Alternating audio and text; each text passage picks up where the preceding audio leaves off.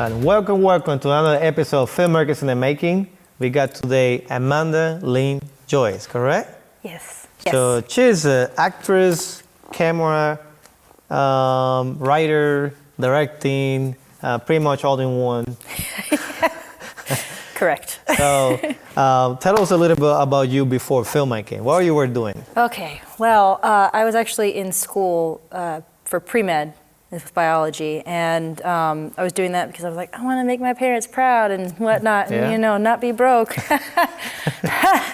That's another story for later. But anyways, I was doing pre-med, tore my ACL playing soccer, was in a hospital, got misdiagnosed, and I was just tired of it, and I just decided that I wanted to do stuff for myself and not for other people. I'd always wanted to act since I was a kid, and I never really had a lot of opportunities to do so because I lived in a military household, so we moved around all the time.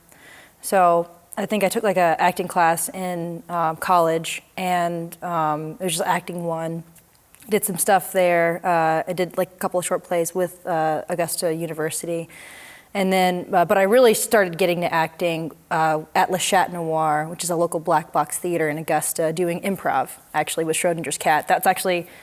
That's probably the biggest, most important aspect of me getting into this career, was doing improv with those folks. It really opened up a lot of doors. I was able to do a lot of theatrical performances at Le Chat, and as well at the Imperial Theater, which is also another theater in Augusta. Just doing some short films and stuff. So, and I also, what I did for like money, I worked retail, which is like the most stressful job ever. You have to make money, you have to survive. Yeah, so I worked at Fresh Market, I worked at Apple as a salesperson, and I was also on their business team for a while. I even worked as a junior account executive for a marketing firm. So I kind of got to this point where, I did all this acting mostly with improv, and then I just was tired of working retail, tired of just focusing on stuff that wasn't my passion. And so I just changed my degree from pre-med to just a general biology degree, just so I could finish it since I was already 3 years in. And then I was still working at Apple, and then I got hired as an account executive, junior account executive for the marketing firm. And then I reached out to this one person on Facebook who was posting commercial work. It was a very small production company, and I was like, hey, I act. If you need a host for something, I've hosted improv. That's me. I've hosted improv shows. I've hosted live arts modeling and everything. And so he brought me on initially as an advertiser, or to help with advertising anyways. And then the only other employee quit, who was the producer, editor / camera person. So he's like, you're my only employee. Yeah. Can you please learn how to do this? So I had to teach myself how to use a camera. I had to teach myself how to use Premiere. And most of it was me messing up and then quickly going to YouTube or lynda.com and just going, how do I fix the sound? How do I make it not look blurry? Everything. Yeah. So it was just literally trial by fire. And then I left that job, did some work as a stagehand, so I could have more flexibility. Mm-hmm. And I started doing some AD work with some short films and some AC work. So My Knowing Dead Brother was a film I was an AD on. The Happy Doc, I was an AC on that one. And that actually won some awards too, which was really nice. Mm-hmm. And it's a really good documentary as well. And a bunch of other shorts and stuff, and a couple of my own projects as well. So it was kind of, I'm doing everything, and I'm just kind of, doing things here and there to get in, so. So as a lady starting as acting and crossing production, how was that transition there? Yeah, so it mostly came from the fact that I lived in Augusta, and Augusta has a lot of great things going for it. You got paid more to do production than you did acting. Mm-hmm. The reason why I moved to Atlanta was because I wanted to focus on acting and also getting paid to act. Yep. Yeah. But everyone that I acted for, was wonderful. It was just that productions didn't really allow for a budget for acting. Mm-hmm. So I had to do production work in order to maintain a flexible schedule, so that way I could be available for auditions in Atlanta. There was several times where I've made drives to Atlanta from Augusta. I made drives to like Tennessee from Augusta. I did a film in Pennsylvania that I like auditioned for online. Drove all the way up there. That was Looking for Andrew. I think I told you about that before, but that was a feature film. Like I drove all the way to do that. So I had to get into production because it was already that same like flexible lifestyle that allowed me to audition for things.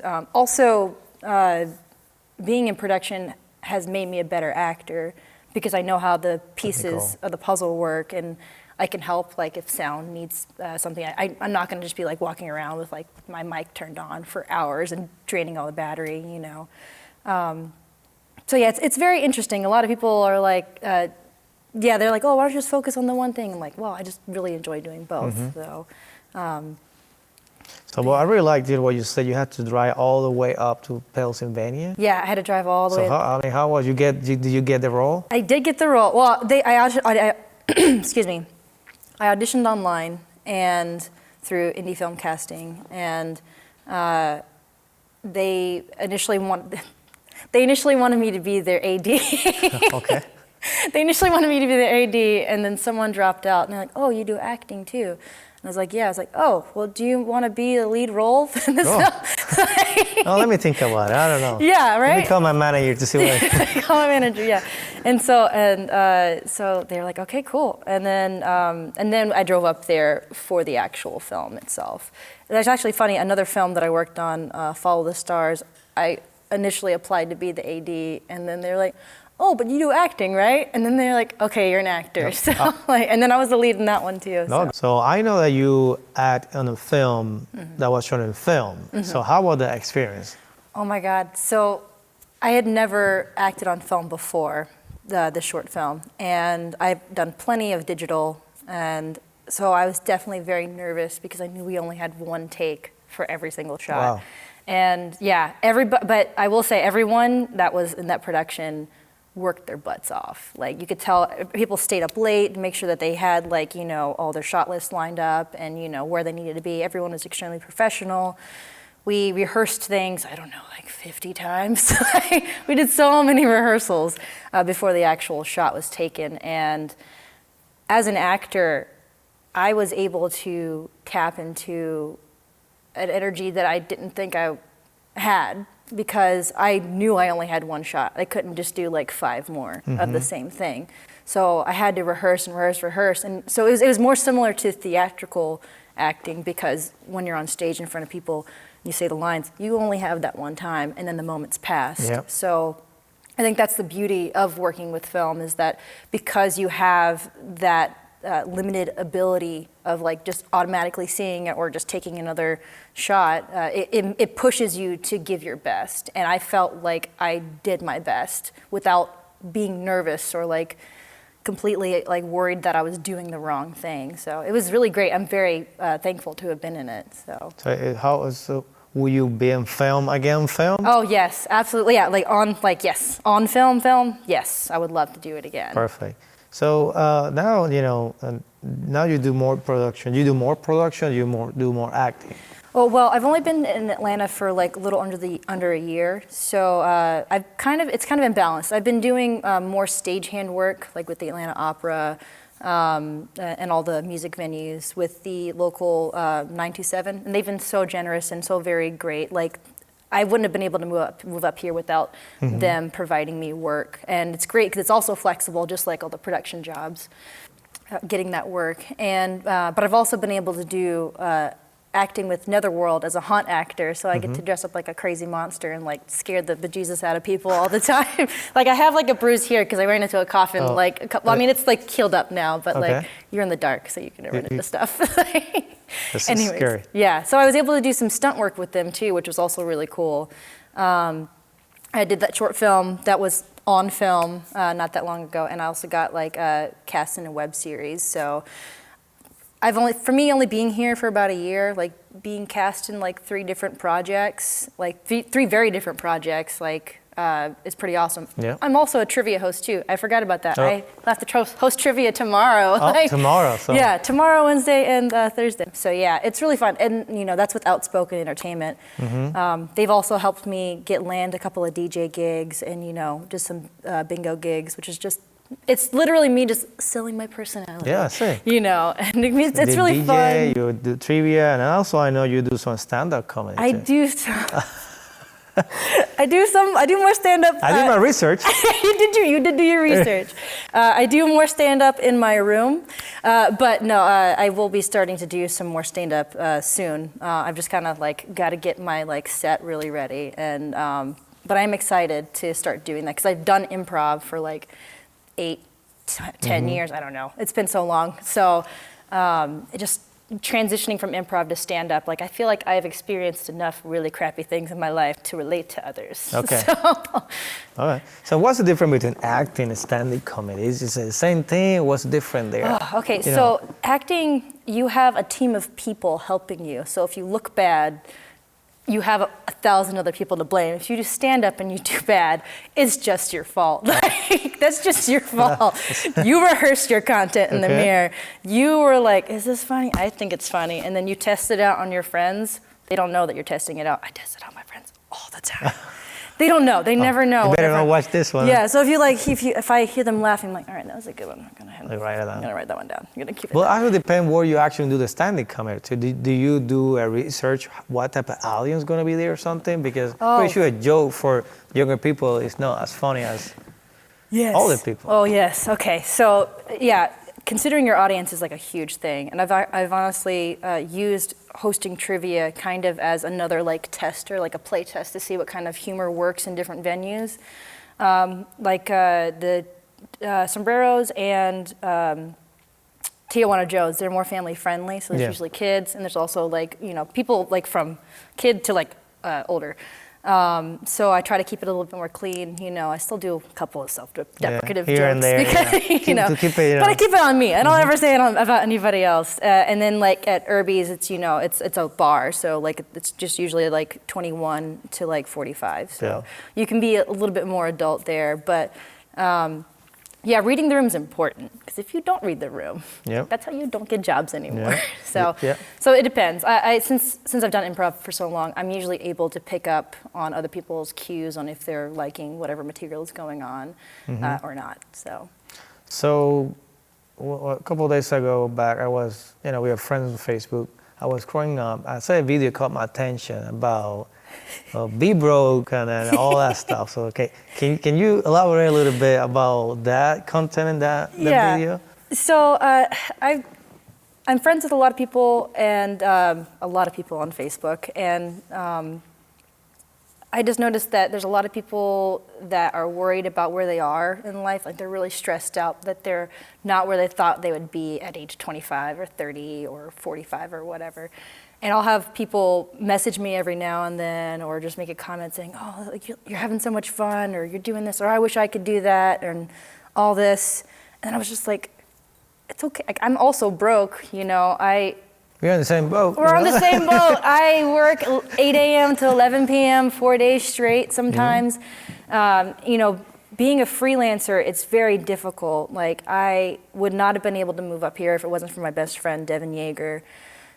She's a special effects artist, and she makes props. She's one of the most wonderful people and kindest people ever. If we both didn't make a pact to try, we wouldn't have been there. So we both came from Augusta. We both did a lot of work at Le Chat Noir. That's I guess technically that's where I started the most, was at Le Chat Noir Theater in Augusta, Georgia. So, but yeah, I wanted other people to know that just because you're broke or just because you're not exactly where you want to be in life doesn't mean that you can't get there. And doesn't mean that you should never feel like you can't get there.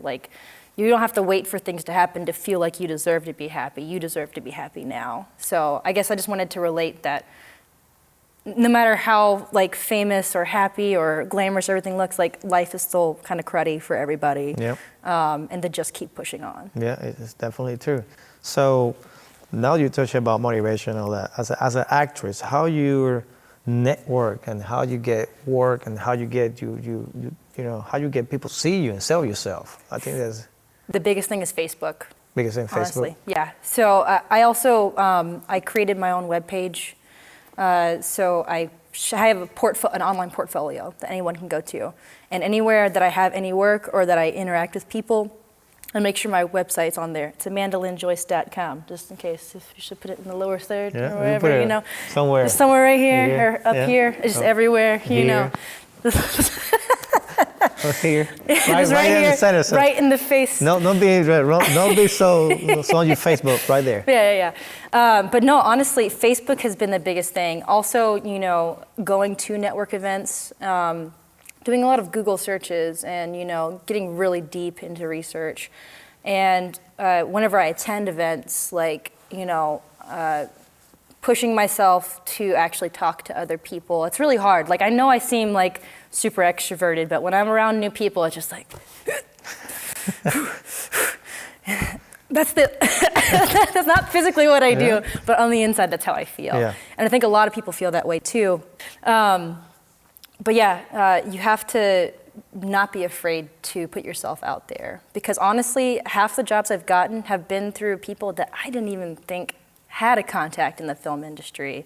Like that one film that I was talking about where it was on film, the person who referred me was just a coworker I had at Fox 54 when I was a marketing producer back in Augusta.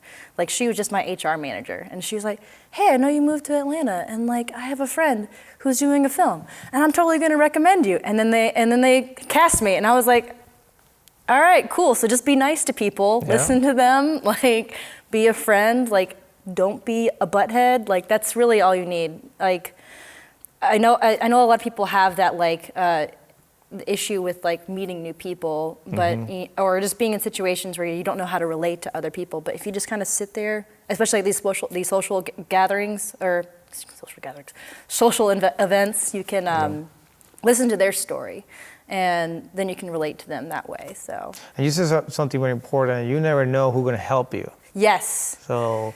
And unfortunately, this business is absolutely who you know. Yep. I mean, it's a two-sided coin. Every coin's two-sided, Amanda.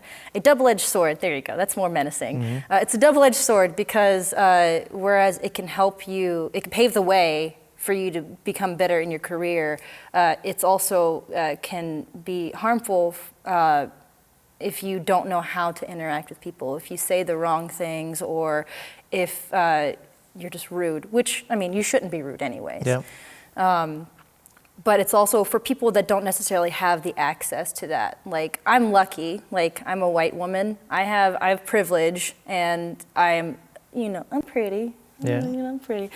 So I'm aware of these things, and I'm aware that those things that I have work with me. But there's a lot of people that don't have that. There's a lot of people that live in, like, in poverty, that could be the next Leonardo DiCaprio, could be like the next Spielberg, but they just don't have access to that income or those resources or those people.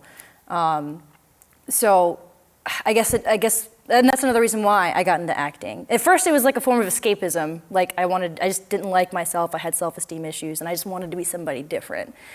But then it turned into, I also want to help create social change. And like, I want to be a part of projects in which there's a diverse cast and a diverse crew and a diverse writing room involved. Okay. And I like to push that as well. So you mentioned you want to be a different person.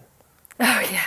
So can you elaborate a little bit how acting helped you or be a different person or find who you are? Or what way that works? It's helped me find who I was. Okay. Initially, it was me not liking myself. For many reasons, I dealt with some abuse as a younger person, and that really affected how I viewed myself and how I viewed others and how I viewed relationships. And so I would always think, okay, if I can just act in this other role, I can be somebody different. I can be something that's not me and feel better about myself. And then I realized through that and through talk therapy and talking through to friends and everything, while also like doing these performances, having friends come to the performances and saying, "Oh, you did a great job," or being in the industry itself and being surrounded by positive, supportive people has helped me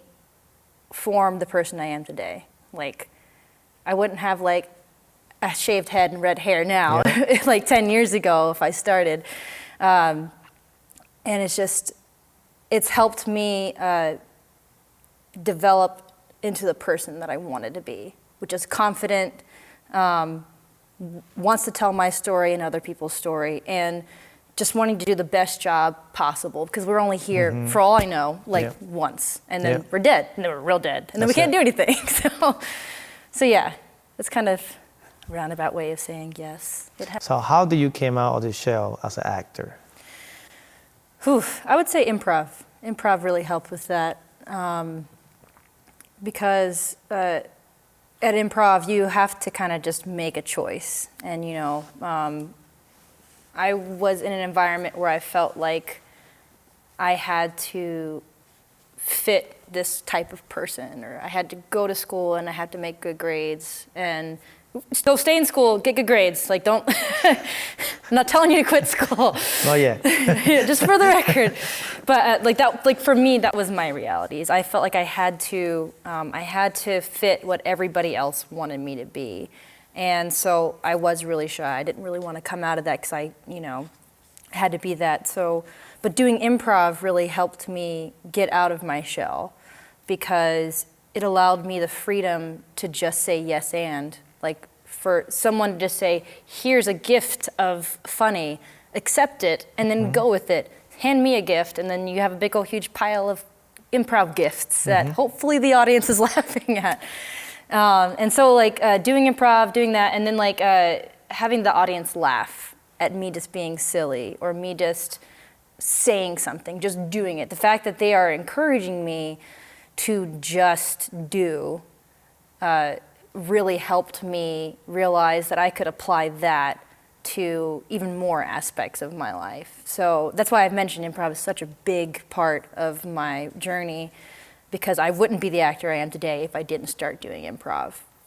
And I want everyone that is an actor, or aspiring actor or actresses, to know that everybody comes at it in a different way. Improv may not be your thing. Yeah. Some people are, they're not comedic, and that's fine. Or maybe they just don't feel like they're comedic. But pick something that you genuinely go to. Like, if you like sci-fi, try to get into that sci-fi group of friends at school, or join a Facebook community page where they talk about sci-fi and all that other stuff. And just get into the thing that you personally like to watch and do, and that will help you create a community and talk to other people that have similar interests to you. And then they'll encourage you to also be, the person you want to be and whatnot. So, like I said, improv is for me. Sci-fi conventions might be for somebody else. Baseball, sports, I know that's a huge thing. Everyone, that helps people talk about stuff. So yeah. Yeah. So tell me a little bit more about the acting role that you had in the film that was shot and filmed. So what's the name of the name is called Stop Asking for Permission. Okay. And it was a really good film, made by a lot of great people, myself included. Just kidding, but not really. The role that I was playing was as a PA in the film. And in the film, she's pretty much shut down almost immediately by the director. And it's implied that she has been continuously shut down by this director to step outside of being a PA. And she, finally just takes the courage, and she doesn't ask for permission anymore, and she just does the thing that she wants to do in the film. And she ends up getting rewarded for it. And it was really great because it focuses on the fact that everybody in this industry they know what they want to be, or they have some semblance of what they want to be, and they feel like they have to ask other people for permission. They have to ask to see if they can do this, or instead of applying for it, they're like, oh, should I apply for this? I don't know if I should apply for this. And the whole point of the film is just do it. Because if it goes wrong, all right, well, you tried, you did it. But if it goes right, it can go really right. God, I'm such a poet with words, I swear. Right there. sometimes it's just how it be, right? It just be like that, right? Yeah. So sometimes that's really true. I mean, sometimes in people industry, they have such a talent, but the only thing that's stopping them is just do it. Yeah. And they just stop asking and you just do it because, unfortunately, some people, they don't see you as you can see, as you can do it because they see you, in the industry happen a lot. You get tagged as a PA. And then when you're trying to move up, it doesn't happen. Yeah. So it's kind of a difficult thing to go up. So it's very nice. So you did that, and how do you think they're going to help you on other things that you want to do that you may be asking for permission? I say, wait, sorry. How can the film help me? Yeah. Okay. You think it's something that just by title, you think can help you something? Yeah. So it really helped me realize that I should do more for myself. Like, I still need to get an agent. So if you're an agent, you need me. Hey. You're going to put the information right here again. Right here. AmandaLynnJoyce.com. Right here, too. Right here, and there, and there, and by. there.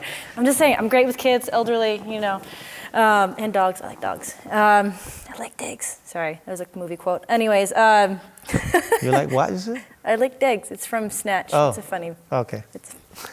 You just take that out in editing. Fix it in post. I have a hard time like that. I was like, listen.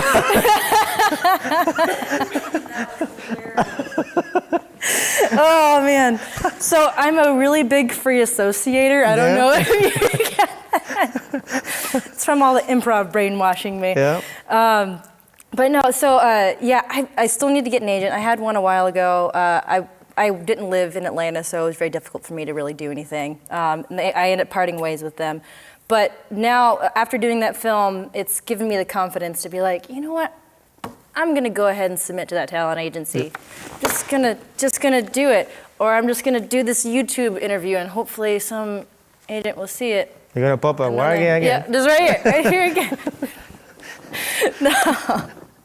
But yeah, so I'm very thankful for that because it's been a great opportunity. I got to meet a lot of really great people on both sides of the camera doing that. And I hope that it continues to see a bigger, wider audience after the festival that it's going to be shown at. When you're going to sleep, what keeps you dreaming? So the thing that keeps me dreaming in the film industry, if you will, is knowing that there's always another level that I can achieve. And there's always people out there that are watching me and they feel inspired to do whatever makes them happy, whether it be acting or whether it be carpentry or, whatever thing that they're passionate about. So knowing that I'm learning and growing and being a better person and also helping other people along the way, that's really what keeps me in this industry.